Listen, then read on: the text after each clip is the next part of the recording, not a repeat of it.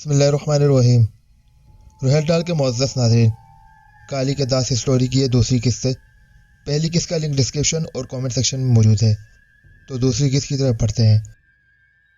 आप कैसे मुखिया हैं? मुखिया के दोस्त ने कहा।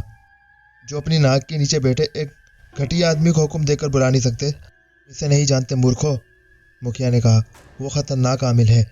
इसके काबू में शैतानी मखलूक है, जिसकी वजह से वो अगड़ता रहता है।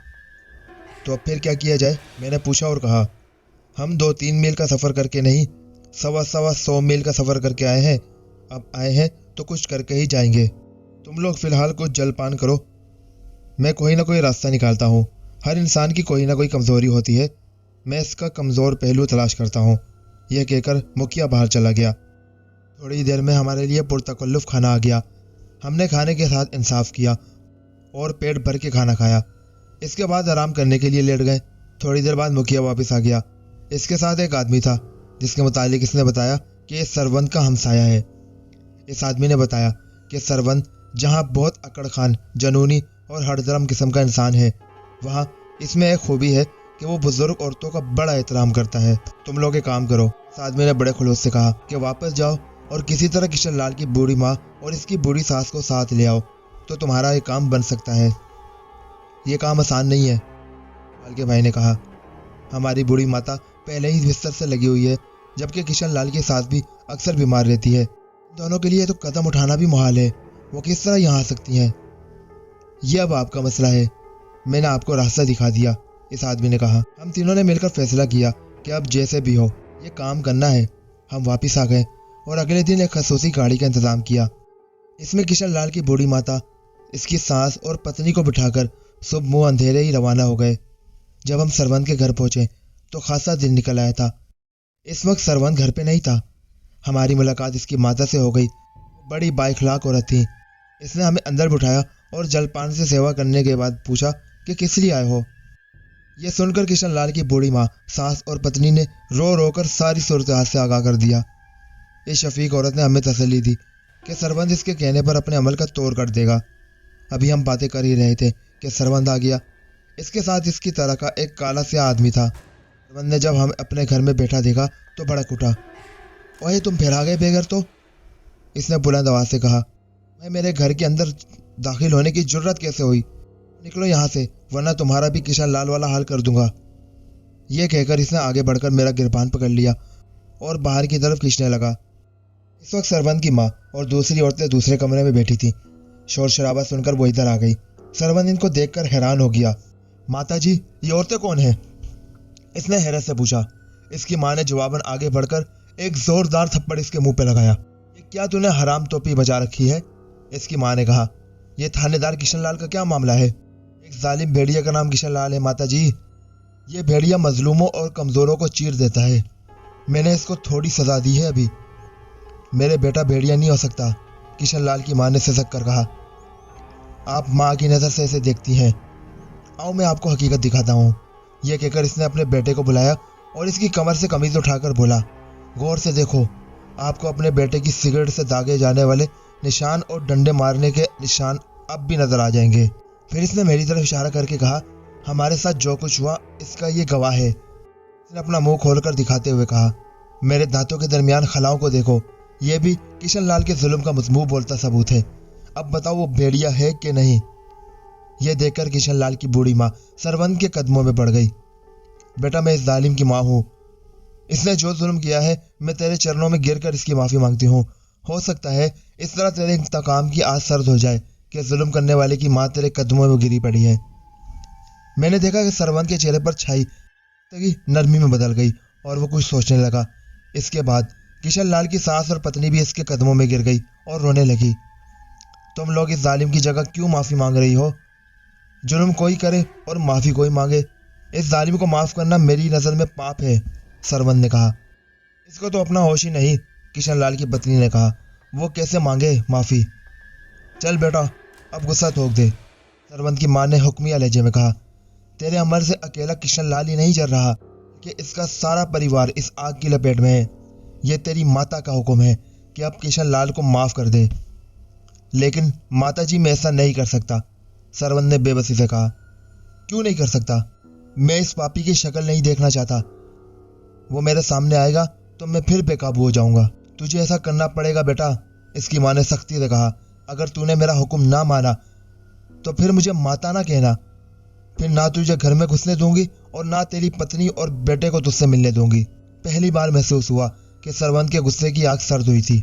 अभी तो मैंने इसे सजा भी नहीं दी माताजी, सरवंत ने कहा। मैं तो इसे ऐसा इबरत का निशान बनाना चाहता था कि दुनिया इसका तमाशा देखे और इबरत हासिल करे।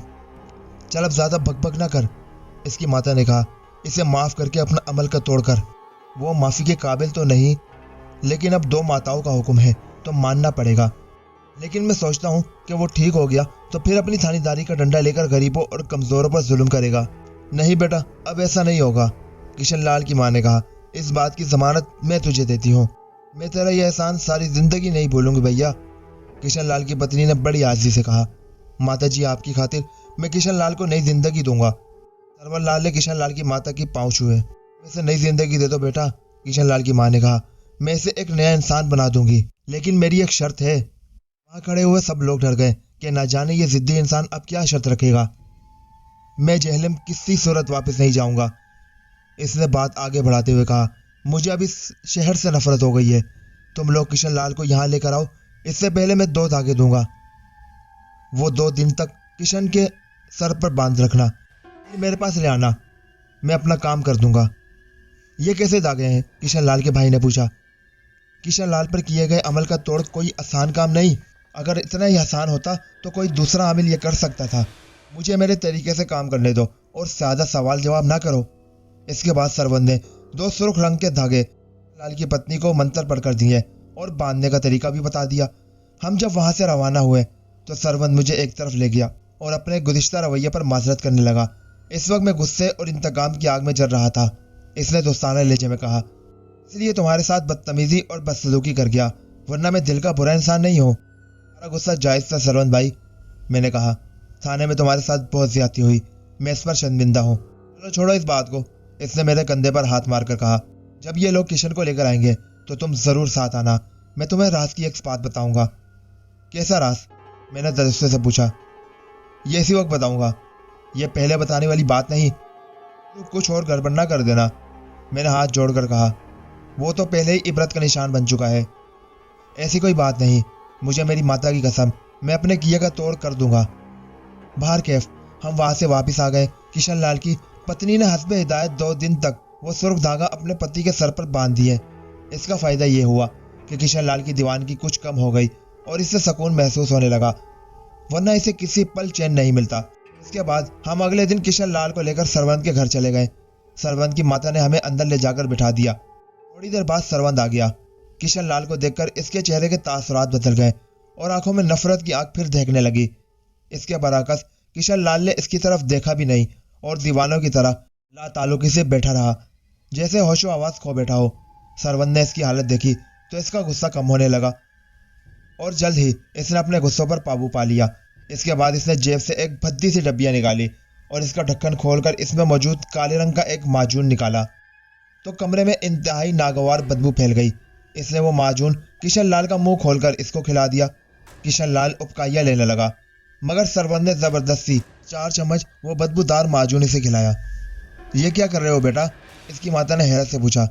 इसका इलाज दवाई से होगा या मंत्र से? माता जी आप खामोश रहें, सरवंत ने संजीदगी से कहा। मैं आपके हुक्म पर अपना मंत्र का तोड़ कर रहा हूँ। ये कोई आसान काम नहीं, मुझे मेरा काम करने दें। इसके बाद सरवंत आलती पालती मारकर बैठ गया और दोनों हाथ आगे को सीधे करके अकड़ा लिए। फिर कोई मंत्र पढ़ने लगा। जू जू पढ़ता गया। इसके काले चेहरे का रंग मजीद काला होता गया और जिस्म अकड़कर लकड़ी की मानन हो गया। फिर इसके बदन का हर मसाम पसीना उगलने लगा और आंखें अंगारों की तरह देखने लगी। काफी देर वो इसी हालत में रहा। फिर इसने एक जोरदार नारा लगाया, जय काली माँ। फिर इसने किशन लाल की तरफ इशारा करके फूंक मारी। इसके मुंह पर 2 हल्के हल्के थप्पड़ मारे और फिर इसका सर दोनों हाथों में लेकर जोर जोर से मंत्र पढ़ने लगा। हमने देखा कि किशन लाल के जिस्म पर लर्जा तारी होना शुरू हो गया। फिर इसने घबराकर दोनों हाथों में अपना सर थाम लिया, जैसे कहीं भागा जा रहा हो। इसने चंद झटके लिए और चौंक कर वहां खड़े हम सब की तरफ बगौर देखने लगा, जैसे पहचानने की कोशिश कर रहा हो। फिर इसकी नजर सरवंत पर आकर ठहर गई। कुछ देर वो इसे देखता रहा, फिर बच्चों की तरह रोने लगा। चुप कर जा खबीस, सरवन ने इसे डांट कर कहा। जा, मैंने तुझे तेरी और अपनी माता के सदके माफ कर दिया। जा, तुझे नया जीवन मुबारक हो। फिर इसने साथ आए हुए लोगों को मुखातिब करके कहा, इसको मेरी नजरों से परे ले जाओ, मैं इसकी शक्ल नहीं देखना चाहता। इसको ले जाओ यहाँ से। सब लोग किशन लाल को वहां से उठाकर वापसी की तैयारी करने लगे। मैं भी जाने लगा तो सरवन ने मुझे रोक लिया। पूना सिंह, तुम जरा रुक जाओ, इसने कहा। मैं तुमसे चंद बातें करना चाहता हूँ। मुझे याद आ गया कि इसने कहा था कि किशन लाल को ठीक करने के बाद वो मुझे राज की बात बताएगा। तो मुझे एक राज की बात बताने वाले थे, मैंने इसे याद दिलाया, इसलिए तुमको रोका है। आओ दूसरे कमरे में चलते हैं। हम अलग कमरे में चले गए। यह सरवन का खास कमरा था जहां वो अमलियात करता। हम वहां बैठ गए। किशन लाल को मैंने अपनी माताजी के कहने पर माफ तो कर दिया, इसने कहना शुरू किया, लेकिन इसके खिलाफ जो नफरत मेरे दिल में पैदा हो चुकी है वो किसी तरह कम नहीं हो सकती। ये नफरत इसके साथ नस्ल दर नस्ल चलती रहेगी। वो कैसे? वो तो बेऔलाद है, मैंने हैरत से कहा। इसको औलाद मिल जाएगी, सरवन ने कहा। इसकी पत्नी यहाँ आई थी तो मैंने अपने हिसाब से देख लिया कि ये माँ बनेगी।